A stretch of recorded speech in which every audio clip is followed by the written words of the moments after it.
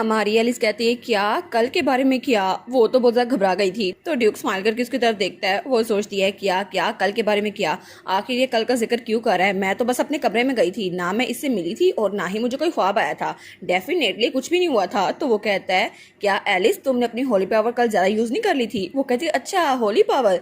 वो कहता है हाँ मैं तो बस तुमसे ये पूछना चाहता था कि क्या तुम ठीक हो, तुम्हारी होली पावर की वजह से तुम्हारी तबीयत कुछ ज्यादा खराब हो गई थी। वो कहती है हाँ हाँ मैं तो बिल्कुल ठीक हूँ। तो तब उसके करीब होते हुए कहता है या फिर तुम्हें किसी और बारे में बात करनी थी, अगर ऐसा ही है तो हम लोग उस बारे में बात कर सकते हैं। वो कहती है नहीं नहीं कुछ भी नहीं, मुझे कौन सा किसी के बारे में बात करनी है। वो कहता है लेकिन तुम तो मुझे अवॉइड कर रही थी और मुझे फिक्र हो रही थी कि पता नहीं कल जो हुआ है उसकी वजह से तुम परेशान ना होगी हो। वो कहती क्या मैं अवॉइड, बिल्कुल नहीं, मैं तो आपको अवॉइड कर नहीं सकती ड्यूक। वो कहता है अच्छा फिर तो मैंने गलत सुना होगा ना कि तुम सर ऑस्टन से कह रही थी चुप रहो, ड्यूक वहाँ पे खड़े हैं। और वो कहती है ओ नो, इसके कान कितने ज़्यादा तेज है ना, इसने सुन लिया था। तो तब वो कहती है बिल्कुल नहीं, वो तो मैं इसलिए कह रही थी क्योंकि आप इंपॉर्टेंट काम कर रहे थे ना, और मैं तो इसलिए कह रही थी ताकि आपकी बात डिस्टर्ब ना हो जाए और मैं आपको इंटरप्ट ना करूं। वो कहते हैं अच्छा तो इसका मतलब है तुम मुझे अवॉइड नहीं कर रही थी, तुम तो मेरे लिए फिक्रमंद हो रही थी ना कि मेरी बात अधूरी ना रह जाए। वो कहती है ऑफ कोर्स, उसके अलावा क्या हो सकता है। तो फिर वो कहती है वैसे भी अब तो मैं फुली रिकवर हूँ, तो अब आप जाइए ना, आप तो वैसे भी लेट हो रहे होंगे। वो कहता है हाँ हाँ कोई बात नहीं, वैसे भी अगर मैं लेट हो भी गया तो मुझे कौन डांटेगा। वो सोचती है हाँ मैं समझ सकती हूँ। तो तब ड्यूक उसकी तरफ देखता है तो हमारी हीरोइन वो तो थोड़ा ब्लश करने लग गई थी। तो वो सोचती है मुझे लगता है सिर्फ ये मेरा मजाक उड़ाने की कोशिश कर रहा है, मुझे तंग कर रहा है। तो तब ड्यूक स्माइल करता है। वो कहता है कितनी क्यूट है ये। तो वो कहती है क्या क्या अभी ये मेरे पे हंस रहा था, लेकिन क्यों। तो तब ड्यूक कहता है ठीक है जैसे तुमने कहा, अब मुझे इंपीरियल पैलेस जाना होगा। तो हमारी कहती है जी जी आप जाइए प्लीज, आराम से जाइएगा ड्यूक। तो ड्यूक स्माइल करके कहता है हाँ बिल्कुल मेरी वाइफ, मैं ऐसा ही करूंगा। और वो तो बड़ा हैंडसम लग रहा था उसे।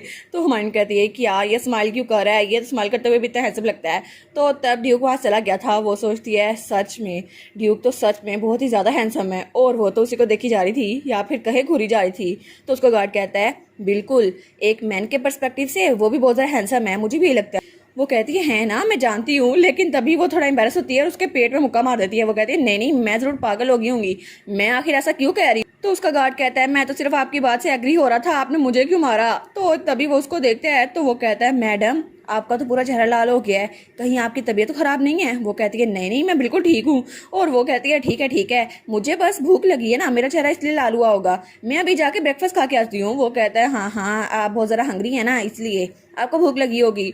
और उसे तो बात समझ आ गई थी। तो वो कहती है ठीक है मैं जाकर डिजर्ट और काप्स खाती हूँ। मेरे प्यारे नाश्ते रुको मेरे लिए ज़रा वेट करो। और उसके बाद उसने खाना खा लिया था। और तब वो कहती है पेंटम एम्पायर का वार हीरो ड्यूक डेराड वो थर्ड प्रिंस का मेंटर बन गया, और ये खबर पूरे न्यूज़पेपर में छपी हुई थी। और सबको जब पता चला कि ड्यूक डेराड थर्ड प्रिंस के पीछे है और शायद किसी वजह से ड्यूक डेराड थर्ड प्रिंस को बैकअप कर रहे हैं, तो इसलिए सब लोग को ये जानने की बहुत ज़्यादा क्यूरियोसिटी थी कि आखिर थर्ड प्रिंस के पास ऐसी कौन सी पावर है कि वो सेकंड प्रिंस को छोड़कर थर्ड प्रिंस के पीछे चले गए। तो वो सोचती है ये रिएक्शन तो बहुत ज़्यादा इनक्रेडिबल है, मुझे लगा था लोग का रिएक्शन इतना ज़रा बड़ा नहीं होगा, लेकिन सब लोग ये खबर सुनकर बहुत ज़्यादा परेशान हो गए हैं और उनका रिएक्शन ये तो इतना ज़्यादा ह्यूज है। और आज जब मैंने न्यूज़पेपर देखा तब मुझे पता चला। और उसे याद आता है जब आयरिन उसके पास न्यूज़पेपर लेकर आई थी। वो सोचती है हर कोई इस बारे में बात कर रहा था, लेकिन मुझे न्यूज़पेपर से पता चला। और थर्ड प्रिंस वो तो कुछ दिनों से यहीं पर रह रहा है ड्यूकल स्टेट में, और जब से वो यहाँ पर आया ना वो हमेशा ट्रेनिंग लेता रहता है और अकेडमी की प्रिपरेशन करता रहता है। और इस तरह कैलियोस वो एम्पीरियल पैलेस गया था और उसने एम्पर से परमिशन ली कि वो थर्ड प्रिंस का मेंटर बनना चाहता है। और एम्पर वो तो शुरू में बस इस बात से मना करना चाहता था, लेकिन वो जल्दी मान गया। पता नहीं शायद उसे लगा था कि अगर ये खबर बाहर निकल गई तो उसके लिए बहुत ज़रा बुरी होगी। और एम्प्रेस वो तो उसके सामने जितना मर्जी मुस्कुरा के बात करी हो, लेकिन वो तो बहुत ही ज़्यादा दुखी थी और बहुत ज़रा गुस्से भी कि आखिर वो सेकंड प्रिंस को छोड़कर थर्ड प्रिंस के साथ ऐसा कैसे कर सकता है और वो उसका मेंटर कैसे बन सकता है। एम्प्रेस को तो ये फिक्र भी बहुत ज़्यादा सता रही थी कि कैसे वो सेकंड प्रिंस को कैसे छोड़ सकता है, और सेकंड प्रिंस की पोजीशन वो तो अनस्टेबल है, अगर ऐसे चलता रहा तो सब थर्ड प्रिंस के साथ मिल जाएंगे। और इस वजह से एम्प्रेस ने सबके मुंह बंद करवा दिए। लेकिन ये खबर जो न्यूज़पेपर में छपी थी वो एम्प्रेस ने नहीं छुपवाई, वो खुद कैलियोस ने छुपवाई थी, ताकि सब लोगों को पता चल जाए कि थर्ड प्रिंस जिंदा है और कैलियोस उसको बैकअप कर रहा है। तो हमारी कहती है कैलियोस तो बैटलफील्ड में 12 साल की उम्र में गया था ना, और 16 साल की उम्र में वो वार हीरो बन के वापस आया, और इसकी वजह से वो सबसे यंगेस्ट ड्यूक बन गया। और उसने तो स्वॉर्डमैनशिप कंपटीशन भी जीता और उसने तो मॉन्स्टर सबगेशन भी खत्म कर दी और आराम से वापस आ गया। वो इतना ज़्यादा टैलेंटेड है।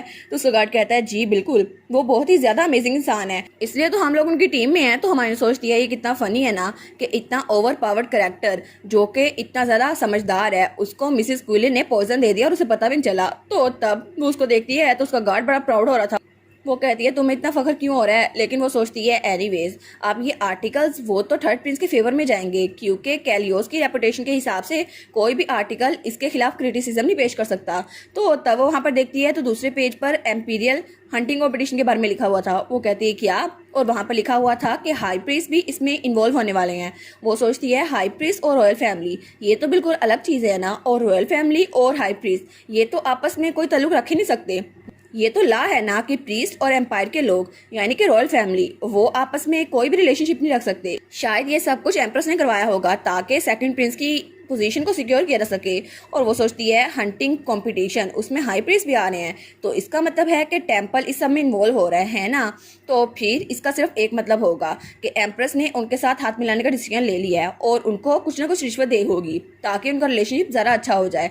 और वो सोचती है हंटिंग कंपटीशन तो कभी भी नावल में एक्सप्लेन किया ही नहीं गया था, उसमें बस ये बताया गया था वहाँ पे किसी की मौत हुई थी, लेकिन ओरिजिनल स्टोरी में यहाँ पे कुछ चेंजिंग हो गई है। और मैं बहुत ज़्यादा फिक्रमंद हूँ कि फ्यूचर में पता नहीं क्या होने वाला है, लेकिन मैंने अगर इसमें कोई दखलंदाजी ना की तो क्या पता फ्रियोन पॉप बन जाए जैसा कि प्लान किया गया था, और फिर तो प्लान अच्छा हो जाएगा। और प्लस उसके पास तो ओरेकल भी आने वाला है ना, जो 100 सालों बाद किसी ना किसी के पास आता है।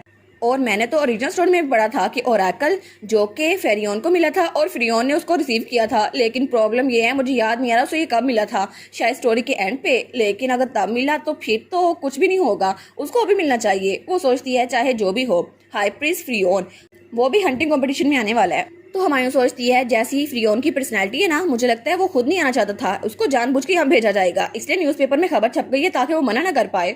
और वो सोचती है वेल चाहे जो भी हो जाए मुझे अब इन दोनों पे भी नजर रखनी होगी। और वहाँ पे सीना और थर्ड प्रिंस था और थर्ड प्रिंस नीचे झुका हुआ था और उसके पाँव पे चोट लग गई थी। तो सीना कहती है ओ माई माफ कीजिएगा मुझे योर हाइनेस, लेकिन मैंने गलती से आपके पाँव पे पैर रख दिया और ये मेरी गलती थी। तो वो कहता है गलती, आखिर एक ही गलती कोई बार बार कैसे कर सकता है। तो सीना वो कहती है हाँ मैं तो कर सकती हूँ। तो हमारी कहती है आखिर कितनी बार सीना ने उसके पाँव पे पैर रखा है। तो उसका गार्ड कहता है एग्जैक्टली 12 बार माई लेडी। वो कहती है मैं तो 10 बार काउंटिंग की थी, लेकिन अभी मैं न्यूज़पेपर पढ़ी थी 2 बार और हो गया।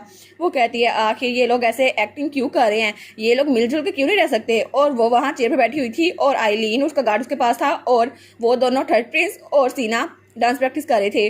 वो सोचती है जब मुझे पता चला कि वो डांस प्रैक्टिस करने वाला है तो मैंने थर्ड प्रिंस से कहा कि उनको किसी पार्टनर की जरूरत पड़ सकती है, तो मैंने सीना को रिकमेंड किया और मुझे लगा था शायद उनकी जोड़ी अच्छी बनेगी और मैं श्योर थी कि सीना भी इस बात को अच्छे से मान जाएगी। लेकिन वो लोग अच्छे से डांस करेंगे और पार्टी म्यूजिक के साथ साथ उनकी फीलिंग्स भी अच्छी बढ़ती जाएंगी और मुझे तो यही लगा था कि उनके दिल आपस में जुड़ जाएंगे, लेकिन आखिर क्यों ये लोग ऐसे क्यों है। और थर्ड प्रिंस वो तो बिल्कुल एक पपी बना हुआ था। वो कहता है मुझे ये लगता तो नहीं है कि इतना आसान है एक ही मिस्टेक को बार बार रिपीट करना माय लेडी, मुझे लगता है कि पहले आपको डांस करना सीखना चाहिए। तो वो कहती है अच्छा, लेकिन मैं तो कंट्री साइड में भरी हुई थी ना, और वो तो बिल्कुल एक जंगली बिल्ली की तरह लग रही थी। वो कहती है मेरे पास ज़्यादा अपॉर्चुनिटीज़ नहीं होती कि मैं पार्टीज़ में जा सकूँ, इसलिए मुझे लगता है आपको खुद सीखना चाहिए कि आपको दूसरों से कैसे बचना है, और स्पेशली आपके रिफ्लेक्स इतने अच्छे होने चाहिए, आपको तो कुछ आता ही नहीं है। और वो दोनों तो कैट और डॉग बने हुए थे, तो थर्ड प्रिंस वो तो मासूम सा डॉग बना हुआ था। तो हमारी सोचती है आखिर कब सीना थर्ड प्रिंस के खिलाफ इतना मीन होना कब शुरू हो गई।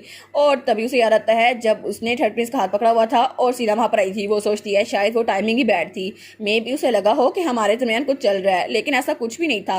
हालांकि मैंने बाद में उसको सब कुछ समझा तो दिया था, पता नहीं वो जेलस हो रही है या ऐसी हरकतें क्यों कर रही है, शायद ये थर्ड प्रिंस की वजह से है। तो तब सीना कहती है योर हाइनेस, मुझे लगता है कि आपको अपने रिफ्लेक्सेस पे ध्यान देना चाहिए। तो थर्ड प्रिंस कहता है आई होप माई लेडी कि आप भी अपने स्टेप अच्छे से सीख लें, क्योंकि आप बार बार मेरे पाँव पे पैर नहीं रख सकती। तो हमारी सोचती है ये जेलसी नहीं है, मुझे लगता है कि लोग लड़ रहे हैं, इसके अलावा कुछ नहीं है।